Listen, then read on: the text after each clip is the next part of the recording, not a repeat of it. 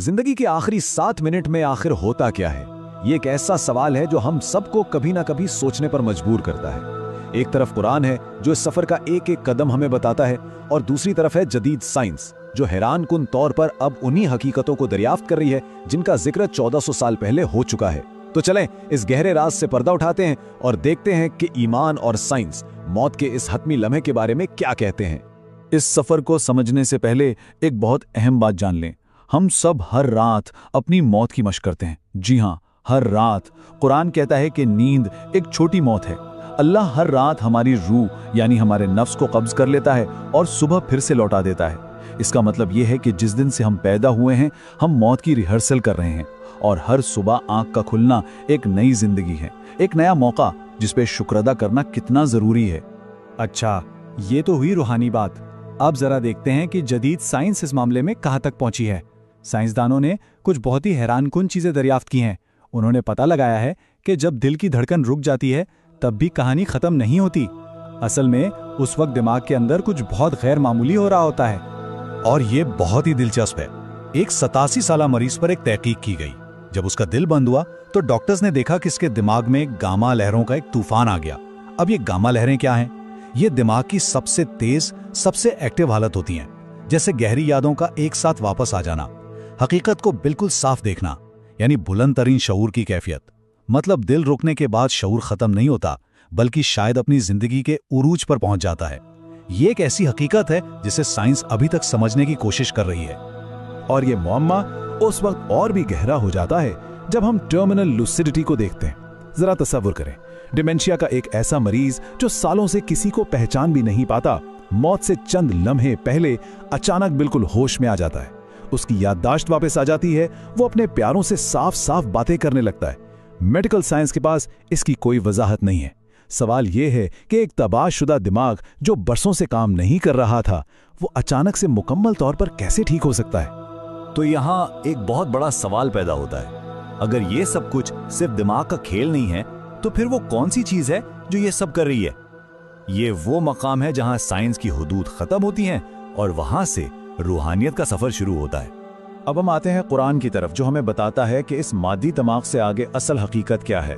कुरान मौत के इस तजुर्बे को एक ऐसे लम्हे के तौर पर बयान करता है जब हमारी आंखों के सामने से तमाम पर्दे हटा दिए जाते हैं। कुरान उसे कहता है सक्रातुल मौत बिल हक, यानी मौत की मदहोशी जो हक के साथ आती है। ये कोई आम बेहोशी नहीं है, ये वो लम्हा है जब दुनिया के सारे धोखे, हमारी पसंद नापसंद, हमारी अना के बनाए हुए सारे फिल्टर्स सब हट जाते हैं। हम हकीकत को बिल्कुल वैसा देखते हैं जैसी वो है। नजर इतनी तेज हो जाती है कि वो सब कुछ देख लेती है जो जिंदगी भर नजर नहीं आया था। और एक और हैरत अंगेज बात, वो लोग जो मौत के करीब के तजुर्बात से गुजरे हैं, चाहे उनका ताल्लुक किसी भी मजहब से हो, वो सब एक ही बात कहते हैं कि उनकी पूरी जिंदगी एक फिल्म की तरह सेकंडों में उनकी आंखों के सामने से गुजर गई। ये बिल्कुल वही चीज है जो कुरान हमें बताता है। इंसान अपने हर अच्छे और बुरे अमल को अपनी आंखों से देखता है, गोया पूरी जिंदगी का एक गैर जानिबदाराना रिव्यू। लेकिन ये तजुर्बा हर एक के लिए एक जैसा नहीं होता। कुरान बहुत वाज़ेह तौर पर बताता है कि रूह के जिस्म से निकलने के 2 बिल्कुल मुख्तलिफ रास्ते हैं, और ये सफर कैसा होगा इसका इन्हिसार सिर्फ और सिर्फ इस बात पर है कि जिंदगी गुजारी कैसे गई। जैसा कि यहाँ लिखा है, इंसान का सफर उसकी जिंदगी का ही अक्स होता है। सूरत नाज़िआत में अल्लाह 2 किस्म की मौत का जिक्र करता है। एक है वन्नाज़िआती ग़र्क़ा, यानी उन फरिश्तों की कसम जो रूह को बड़ी सख्ती से खींच कर निकालते हैं। ये उन लोगों के लिए है जिनकी रूह दुनिया की मोहब्बत और ख्वाहिशात में जकड़ी हुई थी।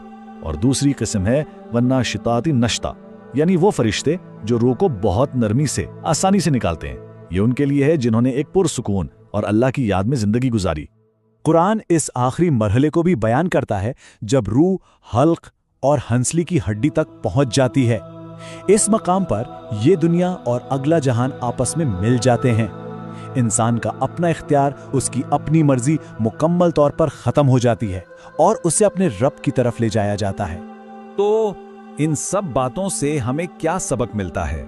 इसका सबसे अहम नुक्ता यह है कि हमारी आज की हालत ही हमारी आखिरत की हालत को बनाएगी। हमें अपनी हकीकत जानने के लिए मौत का इंतजार करने की बिल्कुल जरूरत नहीं। इस बात को यूं समझें, अगर जिंदगी गुस्से, खौफ, हसद और नफरत में गुजारी गई है तो रूह इन भारी जंजीरों में जकड़ी होगी और इसका निकलना एक तकलीफदेह अमल होगा।